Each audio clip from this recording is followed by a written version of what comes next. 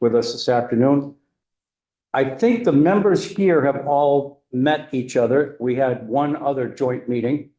If anyone feels the need to be reintroduced, please say so. Otherwise, we'll kind of get down to business here. So the Secretary of State's office has provided each of us, and I hope you all have a copy of some of the suggestions and recommendations that they've come up with. Does everyone have that copy? Online. It is. No, I think Julie will be back tomorrow. I do not. We have it posted on our How Can We Operational page. Yeah, no, I do. Thank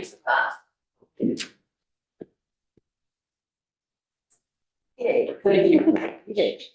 So Lauren and Sean, I don't know if it's helpful, you could certainly join us there and help us walk through this. Sure. I don't know that we'll even get to all of the pieces of this. It's a rather lengthy document. I have a feeling we're going to get to know each other a little bit better in the process here. I already just came free. Sean joined me. So welcome and thank you. Thank you so much. For the record, my name is Lauren Hayward. I'm the Deputy Secretary of State, and I have with me. Sean, elections records. And thank you so much for having this joint committee meeting. And as the governor proposed his education plan, the Secretary of State, obviously, like all around, paying quite a bit of attention to what the big plan was going to be, or what the proposal was going to be. And one of the things that immediately came to our mind, we're election nerds, is, oh, this is going to change a lot in election space. And so there's a couple of considerations that we would really welcome your committees of jurisdiction to look at.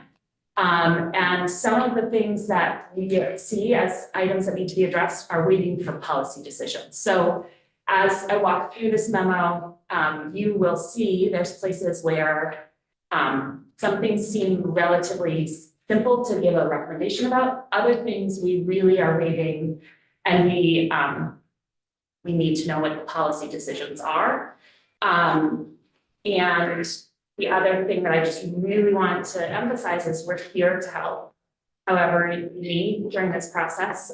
This will be significant change in the statutes, some in the education statutes and some in the Title 17, the election statutes. The best way to think about these new districts that are being created is they're taking something that was operating at a local municipality level and bringing it up almost like a Senate race, because it's going to have multitude of towns. And depending on the number of districts and the size of the wards, these board members are going to represent more people than a senator or a house member. So these are just things to really think about. And because it's moving from a local level to a more of a state level, you'll see that reflected in some of the considerations that we have for you. Probably one of the biggest things is the district lines and the wards. The district lines right now, the initial proposal from the governor is 5 districts. And so those districts would be drawn, and what I'm about to say to you is really, it doesn't matter how many districts there are. There could be 5, there could be 7, there could be 20. But the district lines need to be determined this session. And the number of wards per district need to be determined this session. So if we have 5 districts and within each district there are 5 wards, just hypothetically, that would be good for this body to know, for Vermonters to know, and it really is necessary as we're starting to think about the first election, assuming the first election for this new school board structure is in November of 26, because the governor's proposal has the school board members' election on the general election ballot. And that does make some sense to the Secretary of State, because these are going to be multiple town elections. We run multiple town elections, we mail ballots to people to do multiple town elections, so assuming that November of 26 is the target, we definitely need to know initial district lines. And it would be best if the wards were drawn next session. So that we could do what we do for every other race determination on what the lines are. We need to figure out, assuming that the wards should be proportional. The districts should be relatively proportional, although that's harder, but the wards hopefully would be proportional, so that assuming there's a board member from each ward that serves on the school board, they represent the same number of Vermonters. Senator Boyowski. Thank you. Is the current proposal from the governor for proportional districts, are the 5 districts population proportional? I don't believe they are. Okay. Not exactly. Not districts. Okay. But it is your recommendation that they should be proportional? No, we're not opining on that. On the districts, we don't have an opinion on whether or not the districts should be proportional, but we do think the wards within the districts should be proportional. Okay. So I have just and I should have probably read this more intently. Can you delineate what a ward is? As I know what the district is, I sort of got that from the map that was presented, but I'm not really clear on what a ward would be. So the way that I would best describe it is the district, let's just make it analogous to Vermont. The district is Vermont, is Vermont, and then the wards would be each Senate district in Vermont. Okay. So that so each ward would have a board member who represents them on the board. So multiple schools could be represented inside a ward. Absolutely. Okay. I don't think you would want wards that were specific to schools or municipalities. That would lead to a lot of inefficiencies. Senator Ryan. If the districts aren't proportional, how are the wards to be proportional? Would it mean that a district that is larger would have more wards and a district that is smaller would have fewer, meaning that the boards would be different sizes? No, I mean, the wards would be proportional within the district, not across the whole state.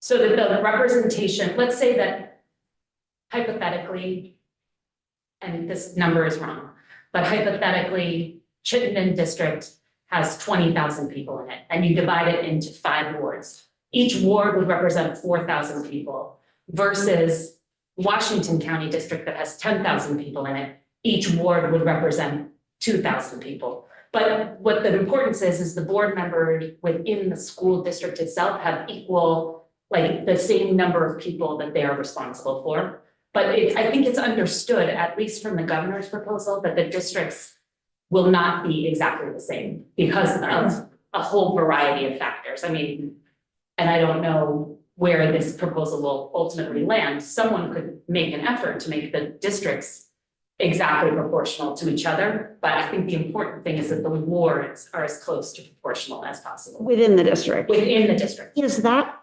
constitutional under the idea that so back in the day when we had one town, one representative, that was ruled because across the state, people weren't representing the same number of people, that was unconstitutional. We're now creating a system that would do that as well. I have not done the analysis of that. I think you should ask Pledge Council. But Okay. I will say that currently right now, school boards, many school boards are the same size, but our schools are not the same size. Can you flesh out some of the reasons why the urgency is so important to the Secretary of State's office?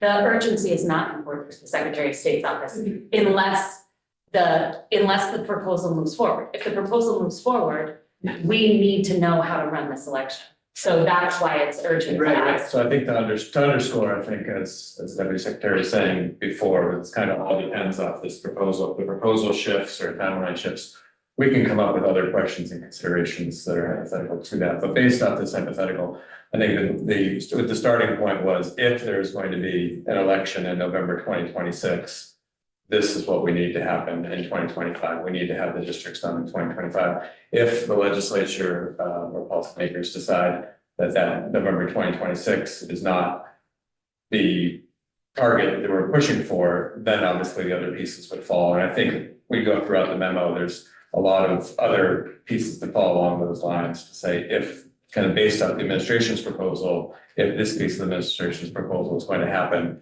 then these things need to happen on these dates. If the proposal changes, then the other pieces change too. Proposal will inevitably change, and that seems pretty impossible for us to meet this timeline. It's tough. I think if the district lines are drawn this session, which would be, if the proposal moves, the district lines presumably would be drawn. Then the ward process could happen over the summer. We would hold a reapportionment committee, just like we do for the legislature. We would want that authority and that support from this body.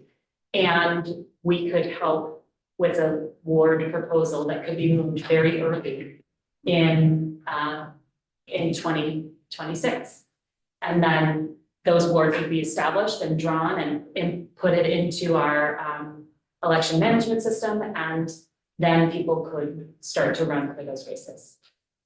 So this document essentially asserts which components we would need to tackle this session as opposed to next session. The piece that is most right to be done next session is establishing the wards. Other pieces, we would recommend you work on this session. But that is the piece that involves maps. We need the software to help us do that. That's not something that we can do in a committee room, in a session. Yes, I know some of the people in this room sat through redistricting a couple of years ago, and that was quite a lengthy and time-intensive process that really took up the majority of the work of the Government Operations Committee in the House and the Reapportionment Committee in the Senate. Would you anticipate this being that labor-intensive next year? I don't, because if we're creating something new as opposed to changing something that already exists.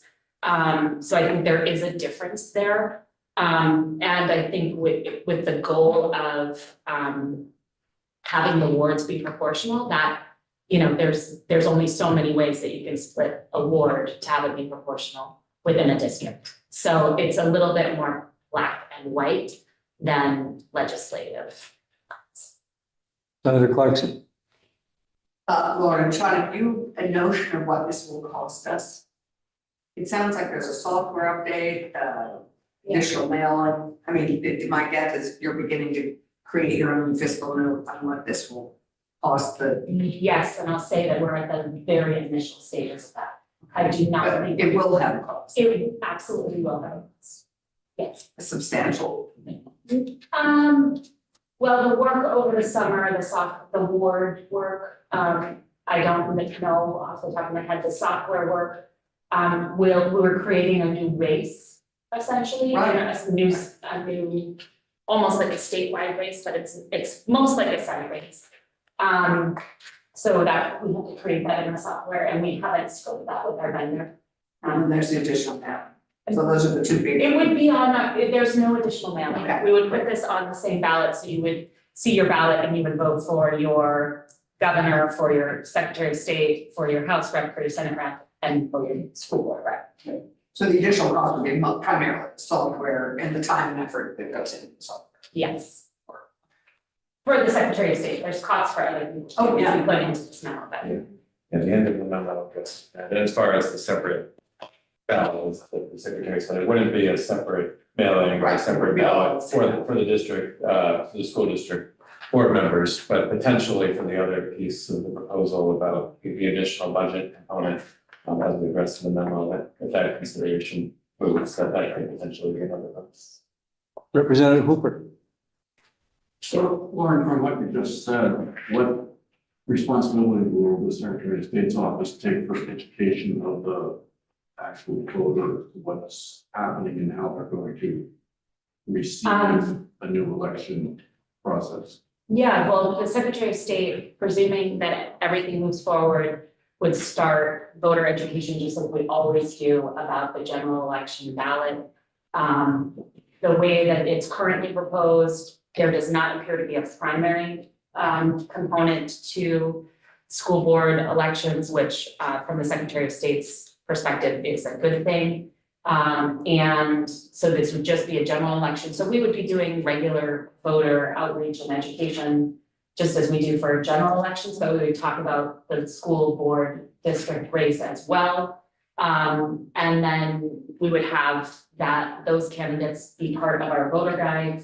But then I don't think we would be, at least the way that we saw the proposal is we wouldn't be the ones going out into the world to talk to Vermonters about the changes in the education system. We just see our piece as this technical government operations piece of running an election. And that's why I've been wanting to talk with you guys, because we really want you to understand there's a lot of policy things happening, a lot of conversations happening. But as we're watching those policy decisions unfold, some in this committee, some outside of this committee, we just want to make sure that the elections piece is also heard, understood, and that we collectively are adapting as we understand the policy. I think, so in my other job, I'm town clerk. So in doing this redistricting within the sub districts, I think we have to be very careful as to how we divide those wards, Yes. that we're not interfering with senator lines in districts. For instance, those that cross Rutland, Addison County, because what will end up happening is for the general election, you're going to be in this ward. And then for the primary election, you're going to be in this ward, and it's just going to be very confusing for the voter.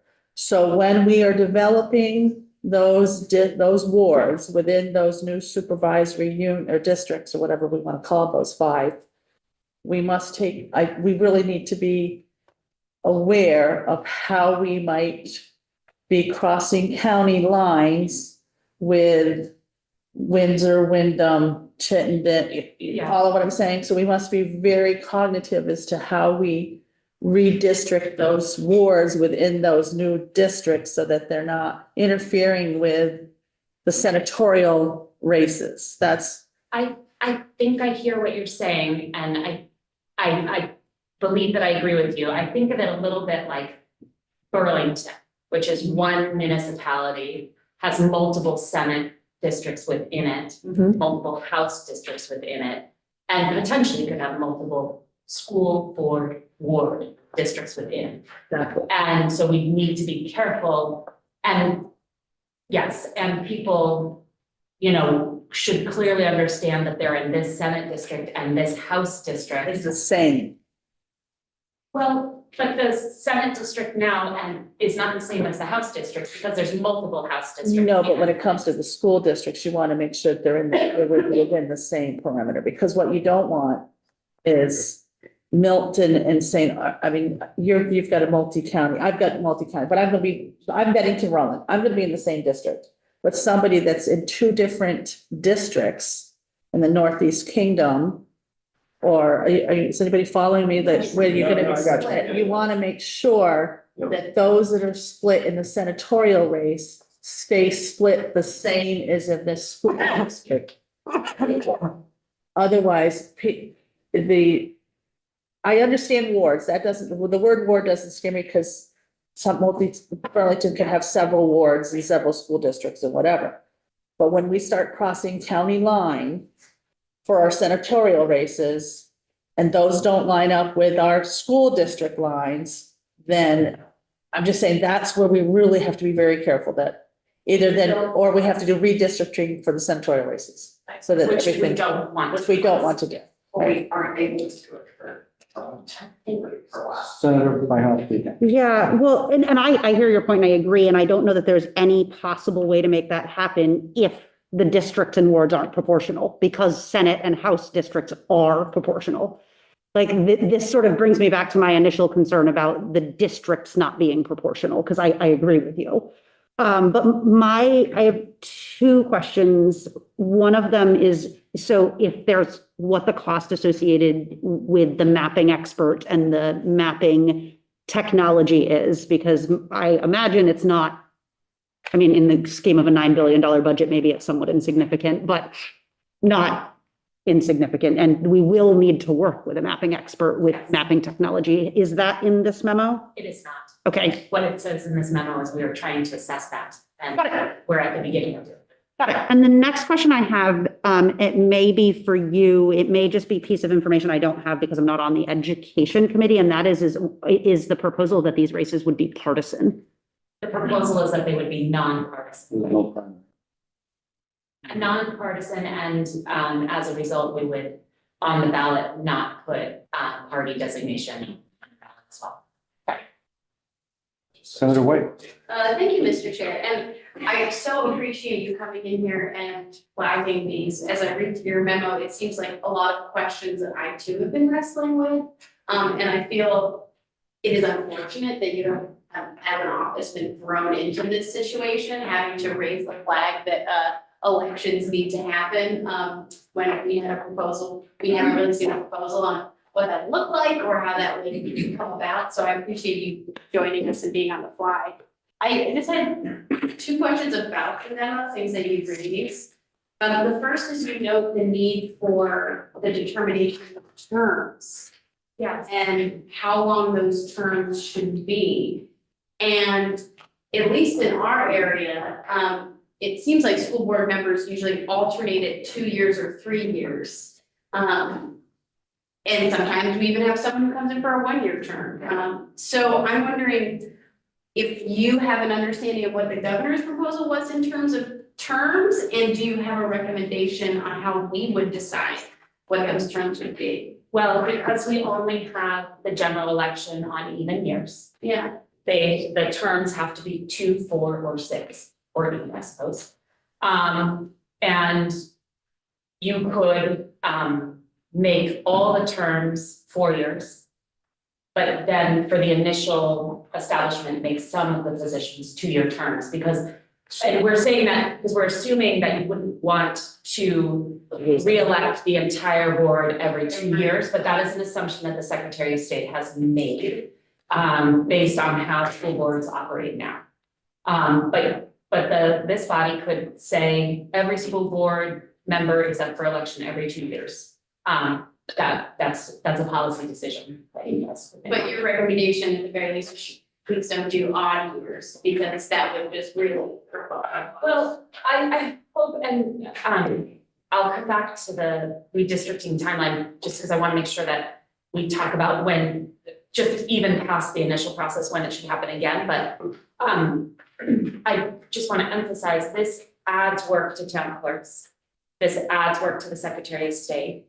And so, yes, please do not have odd year terms for the school board members, because you would be adding another general election to the Secretary of State and the town clerks. The general election every year. There'll be a general election every year, and I will just speak for the Secretary of State and as a microphone for what I know the town clerks would say, which is please don't do that.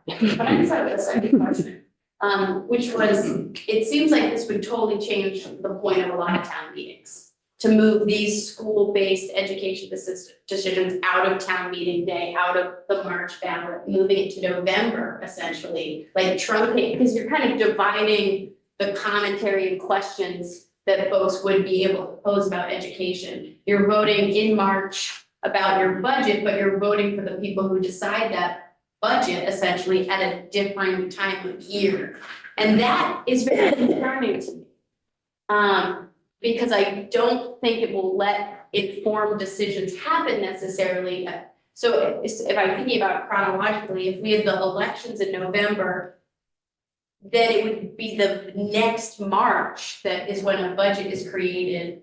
And then another year into November that they're supposed to be up for office with the March. So the March budgets would almost always fall, the next one would fall after an election. Well, so I'm gonna skip ahead because you brought up budgets, but the governor's proposal right now has the school board members voting on the majority of the school board budget. So that will be done at the school board level, not at the local level. There is a question of, there is in the proposal, there is the voter budget vote, which is what a term we came up with, but where there will be the option for a district to raise their property taxes up to 10%. But under the governor's proposal, it's for specific items or specific projects. It's not about how the district is going to spend the base allocation. That vote, the school board budget vote on how to spend the base allocation under the governor's proposal is a vote of the school board. Oh, then that makes it even more concerning for me, because you're voting for folks and then you're not, the budget is like, yeah, thank you, that's all the question I had. And to clarify, from that voting, the budget they're voting for is really how they're it's really they're voting on the expenditure, not on the raising funds, Yes. because the governor's proposal moves to a foundation formula, so each school district is funded at the level of the number of students, of course, with all the weighting and everything there is now, but that's what their budget allocation is.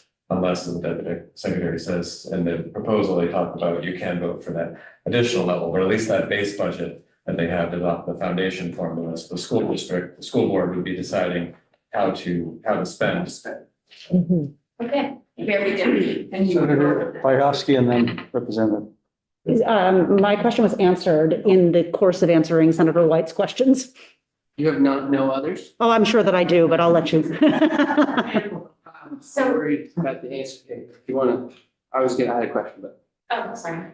are there constitutional implications for changing the date of town meeting? Well, so, the way that municipalities change the date of town meetings through charter. So yes, that would, they either hold it on the date of town meeting or they change it through the charter process. I think towns would continue to have their town meetings in March, and the school districts would then determine when their town meetings will be. Yeah, Like right now, they don't have the same town meeting, right? Most of them don't. yes, there's a whole section of this memo about the informational meeting or annual meeting of a school district, which is different than town meeting, but frequently coincide in communities, but they're two different things under the law, because the town is an entity that holds its annual meeting and the school district is an entity that holds its annual meeting, frequently for convenience and for logistics and voting and all of the reasons, they're on the same day. But there's no reason in the law that they have to. As the school district can make their own annual meeting, they have more flexibility than the town in terms of when their annual meeting is. That sounds like good news. So I just wanted to follow up on the reapportionment, redistricting aspect. Our recommendation is that this should happen every 10 years based on census data, and it should happen the year after the legislative reapportionment so that it's not such a mammoth project. The school board itself, right now, again, the administration's proposal calls for 5-member boards. This could also, like the districts, expand, but it is the Secretary of State's recommendation that it remain an odd member for obvious reasons, voting. Again, apportioned ward, and each ward should have 1 school board member. There has been talk about an at-large member, but we would recommend that the wards elect and that there not be an at-large member. I see a question. Yes. Yes, if you're suggesting reapportionment the year after we do legislative reapportionment, would that mean we'd be reapportioning in an election year? No, sorry, it would be the biennium, The biennium. so 2 years. Okay, I was like, that seems like a terrible idea. No, I'm sorry, I spoke. Okay. Again, the terms need to be decided, but assuming that they need to be staggered terms and not a reelection of all members of the school board, that's just a policy decision. There would need to be provisions for the initial setup of the staggering. School board elections, the administration's proposal calls for elections to occur in November of even years with the general election. That is a universal vote by mail election. And as such, this would be something, we would prepare the ballots at the Secretary of State's office, and we would manage that election in partnership with the town clerks. But it's a very, it's taking an election that has never been within the Secretary of State's space outside of giving advice and counsel. We help school boards, we help town clerks on school board votes, but we've never managed the election. But because this would be in November on that general election ballot, universal vote by mail, it would be a responsibility that the Secretary of State would take on. Just like we do House districts and Senate districts and statewide. We very clearly saw that there needed to be a school district clerk, and there would need to be a way to determine who the school district clerk is. One idea that we had was maybe it's the town clerk in the largest municipality of the district, but there could be a different process for determining who the clerk is, but it should be established in the law. There would be a petition process for this school board candidate. And there would need to be a determination of how many signatures someone who's running for school board would need to get. We suggest requiring 100 voters. This is the same as the Senate. The petitions for the process to work would need to be filed in early August at the latest. We need to look at those dates, but we start preparing the ballots the day after the primary election. And the ballot, that's a very, very, very tight window for our office. Because we need to turn those around. We have to get the ballots to voters 45 days before the election. And it takes significant time to prepare the ballots, get them to the printer, get the printer to print them, make sure they're going to the right places, and get them out through USPS. So we would need the petitions. Probably, we just haven't decided what date, but it's early August at the very latest. We would think that the petition should be allowed to be filed with the school district clerk or any town clerk in the ward. And you'll hear me say that a lot. We want to make sure that voters in a town don't have to travel a long way to participate in democracy, that a candidate wouldn't have to travel a long way to participate in democracy. So the school district clerk or a town clerk would be able to enter these petitions. We build a system so that either one of those individuals could enter them into the system, into our Vermont election management system, and that person would be on the ballot. Again, the governor's proposal doesn't contemplate a primary, and it's very, very important that the election management system be used with this school district election. That is the way that we prepare ballots, so we can't have that not be part of the process. And I see some questions. So my question is around signatures. These are significantly larger districts than a Senate district. And dependent on the proposal, but yes. Okay. So how many signatures do our county officials need to get for the petition, state's attorney, sheriff? We'll get back to you. Okay, because I just, it seems Statewide, it's 500. 500. But I don't know what it is for the county level. I'm sorry, sir. What was that question? What's the number for county signatures for county, like state's attorney, sheriff? Oh, okay. Because I don't know this, but I sort of assume maybe the numbers of signatures aren't arbitrary and they're dependent on the district size. And the districts seem considerably larger than a Senate district. So I'm just curious. Thank you. I believe right now it's 100. It is, I think it is. Okay, for county. and it is for state's attorney and sheriffs. Yes, I believe it is 100. Right now, the school districts, the way they are being operated, it's about 60, depending on the size, so 100 is not bad. My other concern is the school district clerk. I would hate to have the law say that it has to be the largest town because of the turnover that will be happening in the next few years with a lot of town clerks retiring. I would hate to see a new clerk coming in, be the largest town. For instance, in my district, I'm the oldest senior, I shouldn't say the oldest, I'm the senior clerk. So therefore, I am the district clerk because none of the others wanted to do it, and I'm not the largest town. Right. So I wouldn't want that to say that it has to be, It was just a proposal. right, but I just, so that need to be, you know, just saying, I wouldn't want it to say that it has to be the largest town. It would be somebody within the.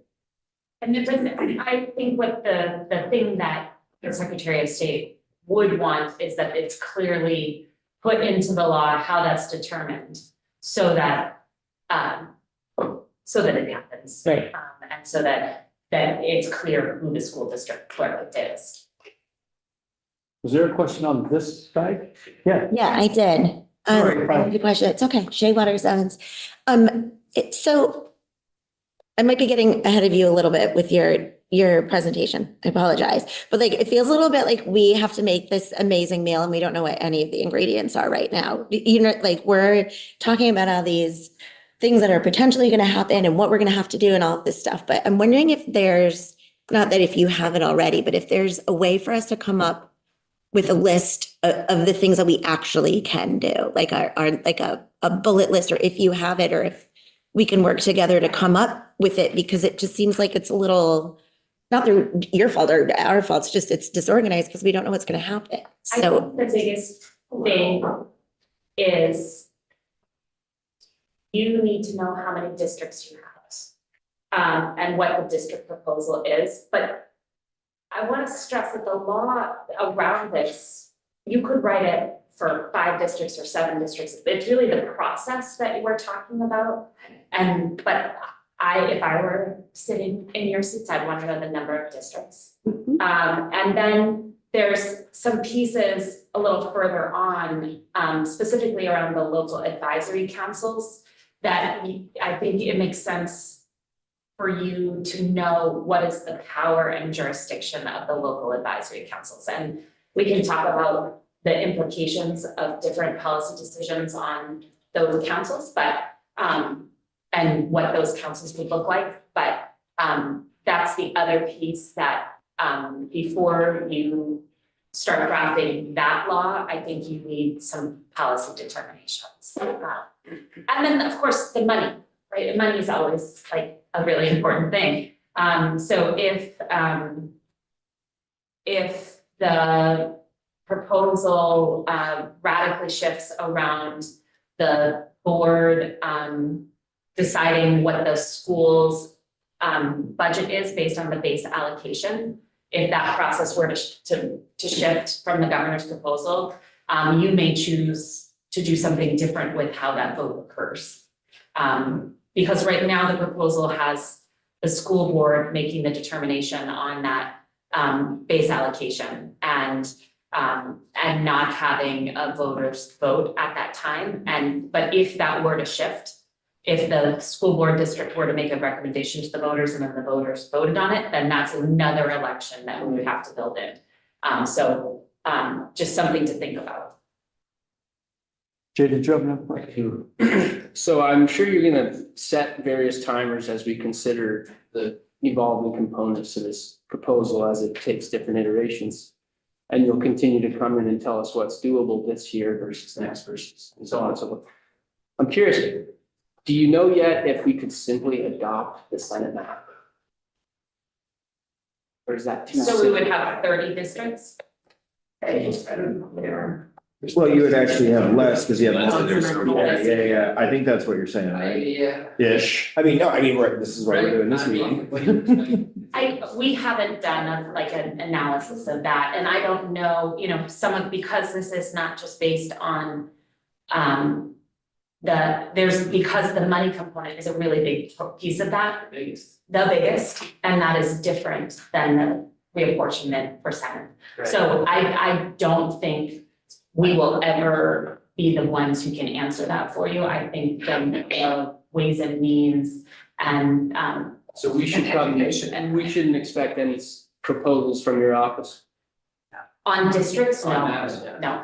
On wards after the district lines are made, yes, but we will not be recommending how many districts, what the district lines are, no. I think it would defer to the education agency and committees on this piece, but one thing I can imagine would be an issue would be you think about existing supervisory unions and whether if any of the towns in those supervisory unions cross Senate districts, that would be problematic. I would think for cohesiveness with the existing structure, they would want existing supervisory unions to stay in a future large school district. So that might be a question that could come up if you were to go right to Senate.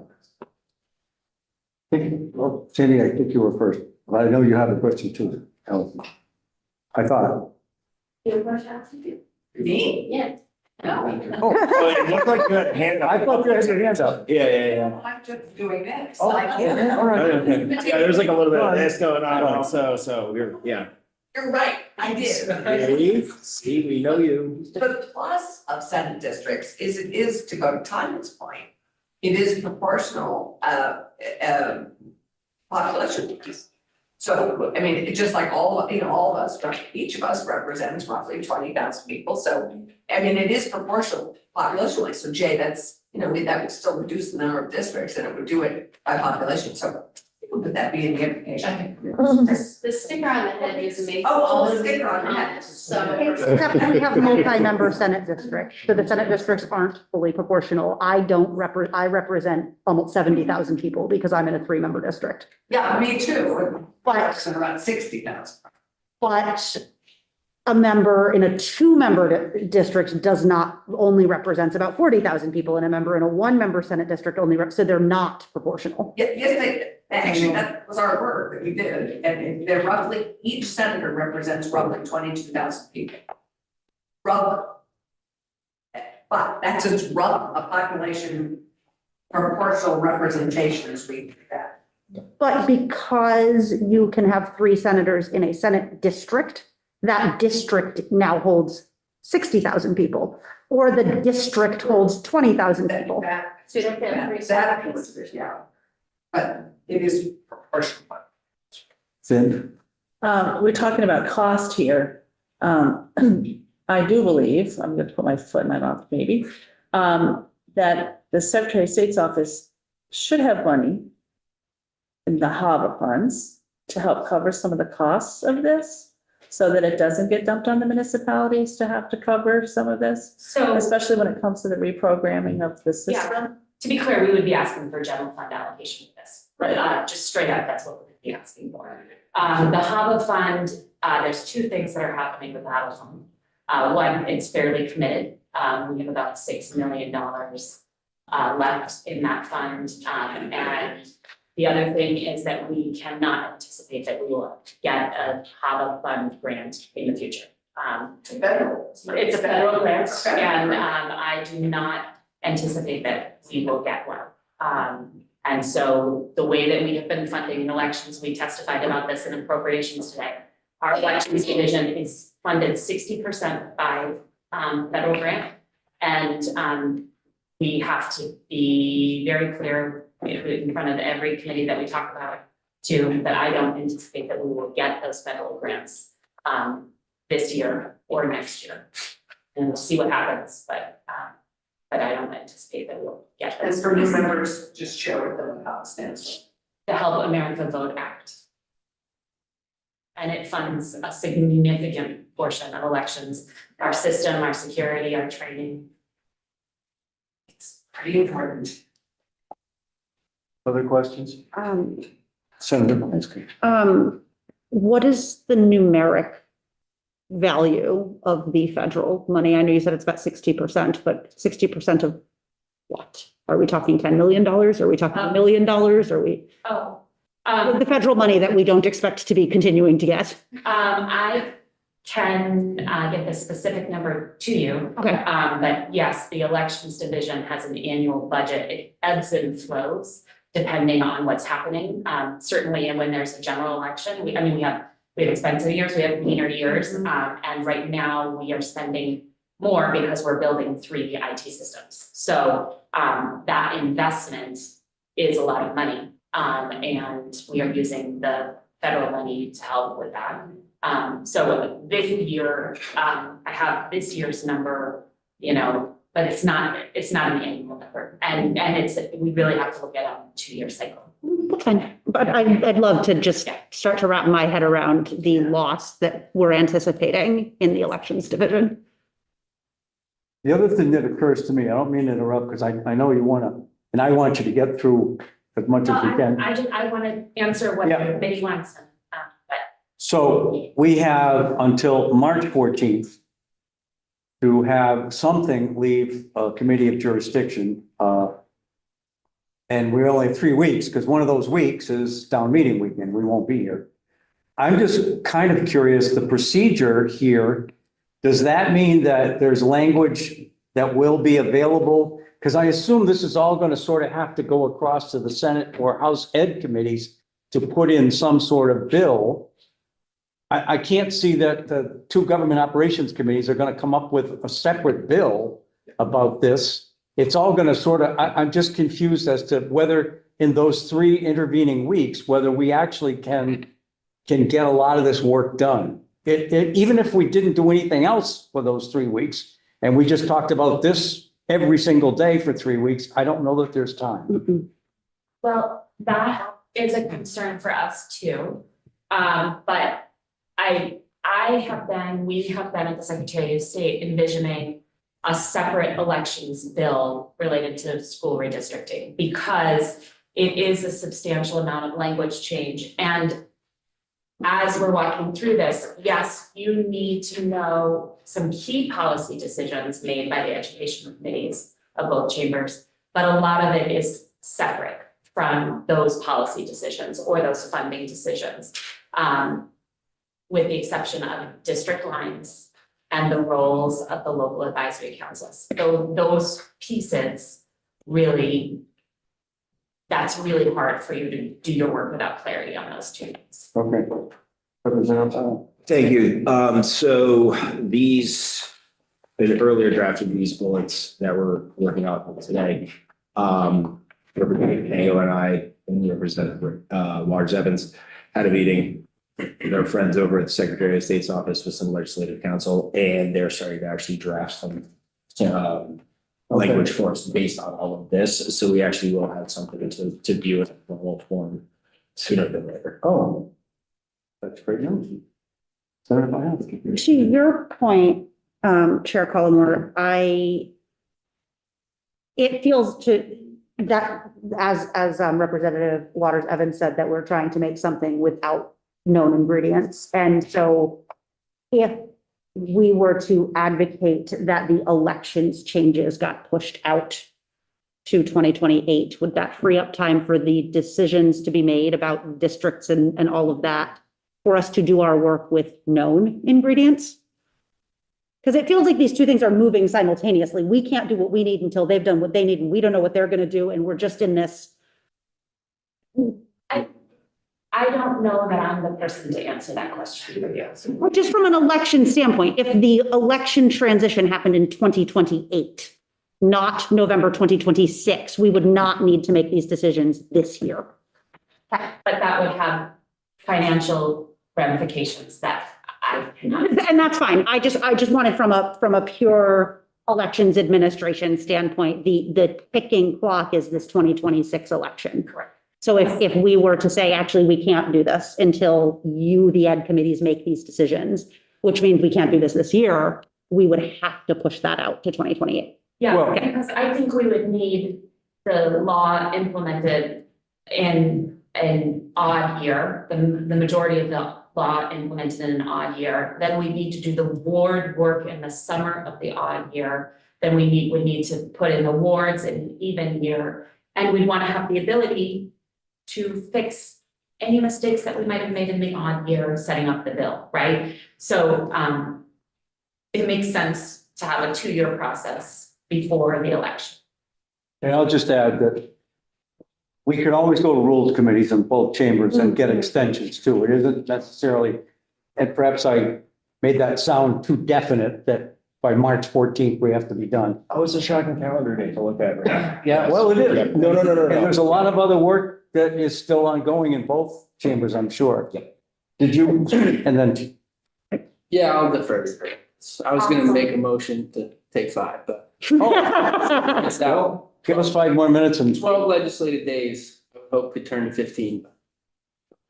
Oh, okay, yeah, work on those Mondays, yeah. Mr. Chair, I'm wondering, do you have a sense of what committee will be starting this work? I would assume the education committee. No, I mean, this election specific work. It sounded like potentially the House Oh. Chair had a pathway.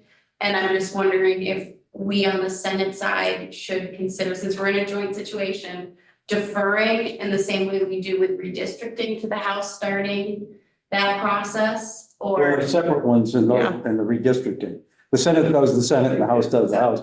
But I'm certainly But welcome. yeah, who wants to be up to bat first, I guess is my question. Well, it's sort of like why we're here, right? Having this conversation right now. So I mean, I guess we could do it a couple of ways. We could sort of, once we have these defined buckets known, we can break up the work and do it, you know, here, there, working in coordination. One thing Sarah Callaway and I briefly discussed in our weekly meeting was perhaps we establish this Friday as like a weekly standing 1 o'clock so we can work in coordination, tandem of 2 committees of jurisdiction, you know, rowing the proverbial boat in the same direction. So. I'm seeing a lot of nods, so that's a good sign. So, Yeah, so back to my sort of previous questions around the process, with the 2-year process, the odd year doing, you know, sort of this ground laying stuff and the even year being warding, we would be redistricting then in an election year. But not for the positions that are redistricting. Because the school board members would not be sick. Because it was. Right, but who, as people might, I don't know about anyone else, but certainly as I thought about running, there was a lot of decision making in it. And so if we are making these words in an election year, people who might be considering running don't know what they're going to be or who they're going to represent or. Yeah, that is a downside of, yes, that is true. The wards will not be known until, even if everyone concurs, you know, this time next year. Because they'll need to come before one side of your chamber, one chamber, and then it'll have to go to the other chamber. And that will take time, even if we put it on a fast track, but hopefully there would be agreement that the wards would move quickly through the body and that people would know the wards by late February or March. But that is a very aggressive timeline, and that would give people from March until August to decide, are they going to run and go through the petition process. But that would be to set up the system. It wouldn't be for the duration of time, that time. Right, but that first cycle out is gonna, we are redistricting or districting in an election year. Okay. so let me suggest that you have 2 more bullet points on the school board member elections, and then we can take our break. And believe it or not, we're not even halfway through the bullet points, but my shoulders are already getting pretty sore from this lift, I think, but we'll see. The last 2 are relatively short, so we just want to ensure that election night reporting is done into the election management system so that we can do the math the correct way and report it quickly. And then we would want to ensure that campaign finance laws will require for these cases. Just like for all other candidates for office. And then pause, and then I'll come to district meetings. Yeah, is that okay with everyone? Mhm. So let's move to, I have 156. If we took a 10-minute break, and I implore you to only make it 10 minutes, because I'd like to at least get through the bullet points today, and the sooner we do that, the sooner we can be behind the wheel of a vehicle on the way home for the weekend. And so let's take a 10-minute break. Right, I need